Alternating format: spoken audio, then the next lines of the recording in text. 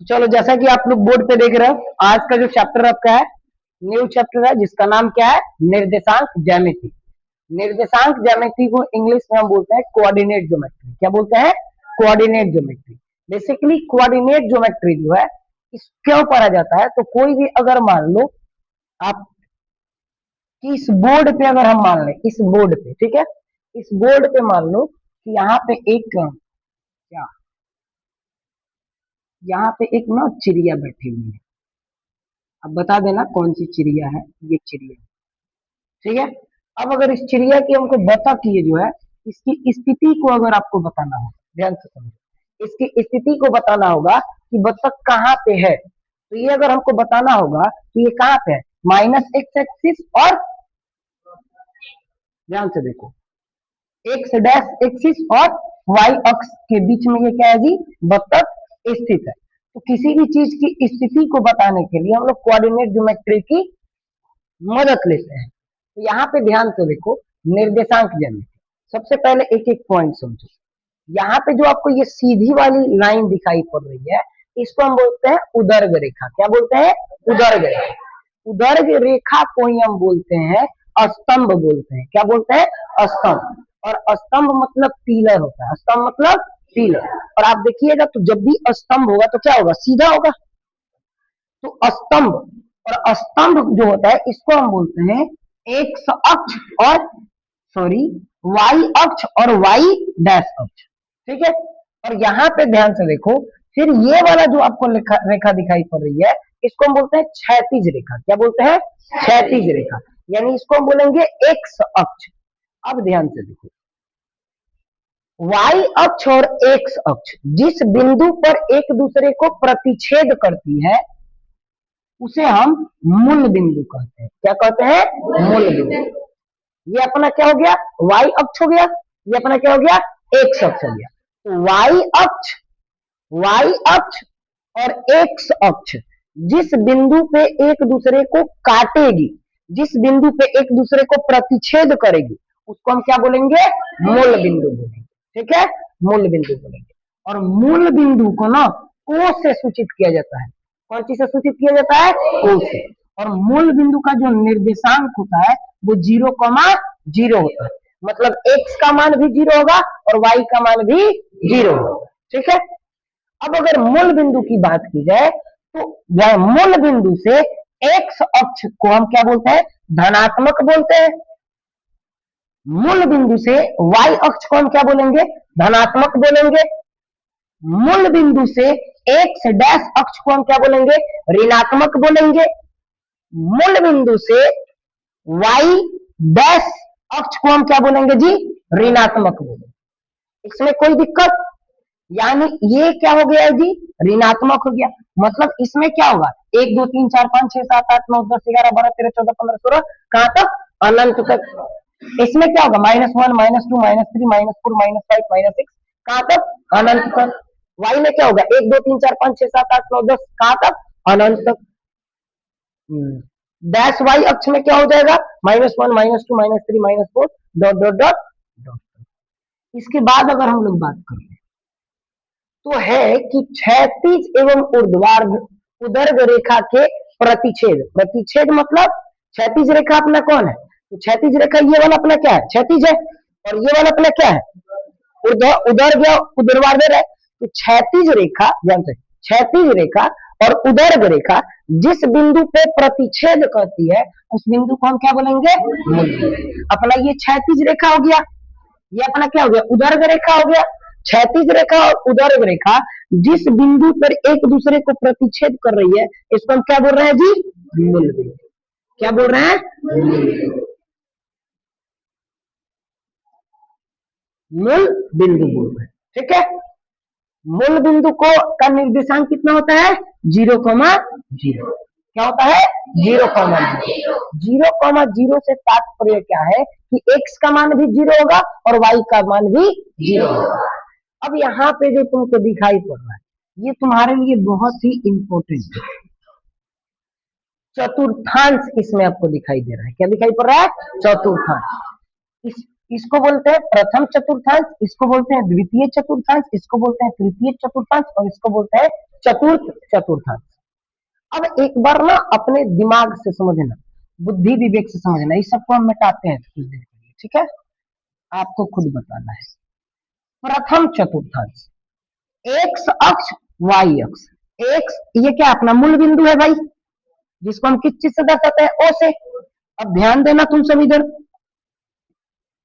X अक्ष जो है ये पॉजिटिव है, वाई अक्ष भी अपना क्या है, पॉजिटिव है।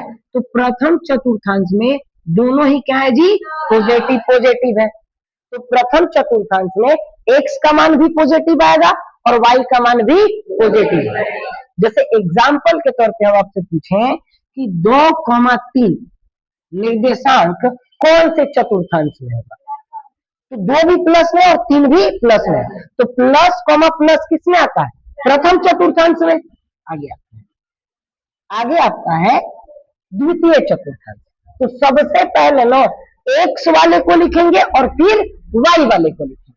तो एक्स वाले में सबसे पहले क्या है, माइनस है, और वाई वाले में क्या है, प्लस है।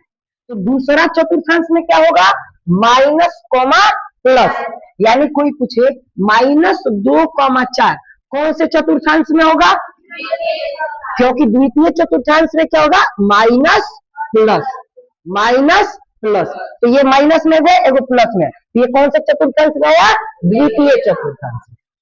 अब बात आता है तृतीय चतुर्थांश। तो एक्स वाला भी क्या है, माइनस है, वाई वाला भी क्या है जी, माइनस है। तो माइनस कॉमा माइनस किस में आएगा जी, तृतीय चतुर्थांश में। जैसे ऐसे आ जाए -3,-5, तो ये कौन से चतुर्थांश में निर्देशांक आएगा, बात समझ में आ रहा है? अभी क्वेश्चंस देंगे तो आपको बनाना पड़ेगा। इसमें देखो एक्स वाला अपना प्लस है और वाई वाला अपना माइनस है। सबसे पहले क्या एक्स लिखना है कि वाई लिखना है, एक्स वाले को लिखना है। किसको लिखना है, एक्स वाले को। तो यहाँ पे इसका एग्जांपल में क्या हो जाएगा, 2,-3, तो ये कौन से चतुर्थांश में आएगा, तृतीय चतुर्थ चतुर्थांश में आएगा। प्लस प्लस किस में आएगा, माइनस प्लस किस में आएगा, माइनस माइनस प्लस माइनस, कोई दिक्कत, क्वेश्चंस करके दिखाओ,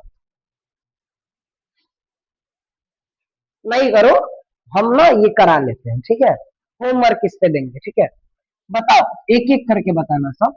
-2 और 5/2 कौन से चतुर्थांश में आएगा, तो ये देखो ये माइनस है और ये क्या है, प्लस है।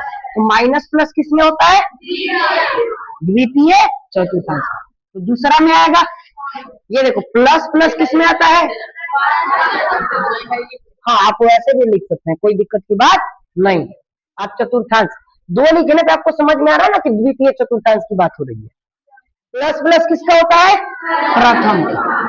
ये देखो माइनस माइनस किसका होता है, तृतीय का। और प्लस माइनस किसका होता है, चतुर्थ का। और प्लस प्लस किसका होगा, कोई दिक्कत, पूछेगा बता दोगे सब, किसी प्रकार का कोई दिक्कत, किसी प्रकार का तनिको दिक्कत नहीं, दिक्कत। आप फिर से एक बार देख लेते हैं, ध्यान से समझिए। आपको क्या लग रहा है, कैमरा बंद है, कैमरा नहीं बंद है, वो रिकॉर्ड ऐसे ही होता रहता है। तो तुम ना पढ़ाई पे ध्यान दो, कैमरा पे ध्यान नहीं दो, ठीक है। ध्यान से समझो, आपसे क्षैतिज रेखा और उदर्ग रेखा जिस आपस में जिस बिंदु पे प्रतिच्छेद करेगी उस बिंदु को क्या बोलेंगे, मूल बिंदु का निर्देशांक कितना होता है, 0,0। ओ से मूल बिंदु को निरूपित किया जाता है, उसका निर्देशांक ओ नहीं होता है, ओ से मूल बिंदु को दर्शाया जाता है, ठीक है। आगे बढ़ते हैं। अब बोल रहा है कि एक्स अक्ष पर स्थित किसी बिंदु का रूप क्या होगा जी, x,0। अगर कोई भी निर्देशांक x बिंदु पे है तो x का तो मान होगा लेकिन y का मान नहीं होगा। जैसे देखो ये अपना कोई निर्देशांक है, यहाँ पे कोई 3 है, तो इसका निर्देशांक क्या होगा, 3,0। क्या होगा, 3। हम बोले कि इसका स्थिति बताओ, तो ये यहाँ पे ये मान लो एक, ये यहाँ पे 3 है, क्या है, 3 है, तो इसका निर्देशांक कितना होगा, 3,0, यानी एक्स बिंदु पे तो है लेकिन वाई पे नहीं है। तो एक्स अक्ष पर स्थित किसी बिंदु का रूप कितना होता है जी, x,0। ठीक है, यानी एक्स का मान हो वाई का मान नहीं हो तो कौन सा वो अक्ष पे है, एक्स अक्ष पे है। वैसे ही वाई अक्ष पर स्थित किसी बिंदु का रूप क्या होगा जी, 0,1। यानी y का मान लो कि यहाँ पे 4 है और x का मान नहीं दिया तो इसका स्थिति क्या हो जाएगा जी, 0,4। यानी आपको x का मान 0 दिया हो और y का मान कुछ और दिया है तो वो किस अक्ष पे स्थित है जी, तो y अक्ष पे स्थित है। बात समझ गया सब। अब एक तो हम बता देते हैं, तुम सब हमको बताना कि 2,0 कौन से निर्देशांक पे स्थित है, कौन से अक्ष पे स्थित है, कौन से अक्ष पे है, एक्स अक्ष पे है। तुम बताओ 3,13,0 कौन से अक्ष पे होगा, एक्स पे होगा। 0,5 कौन से पे होगा, 0,9 कौन से पे होगा। कोई दिक्कत, बता दोगे सब, बताओ। एक मिनट, एक एक से हम पूछ लेते हैं, एक एक आदमी। तुम खड़े हो जाओ, मैं इसको पहला बताओ कौन से अक्ष पे है, एक्स अक्ष पे कि वाई अक्ष पे। एक्स अक्ष पे है क्योंकि एक्स का मान दिया है और वाई का मान नहीं दिया है। एक्स का मान अपना दिया है और वाई का मान 0 है। वाई का मान तो एक्स का मान कुछ ना कुछ हो और वाई का मान 0 तो ये कौन से अक्ष पे होगा, एक्स अक्ष।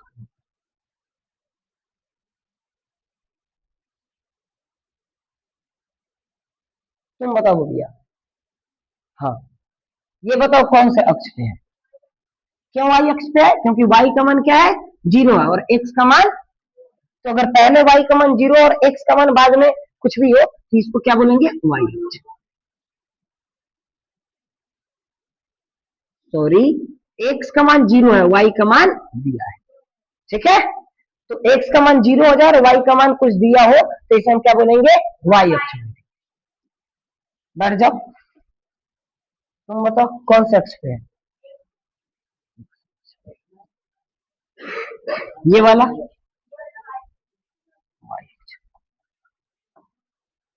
किसी को कोई दिक्कत, बना लोगे सब।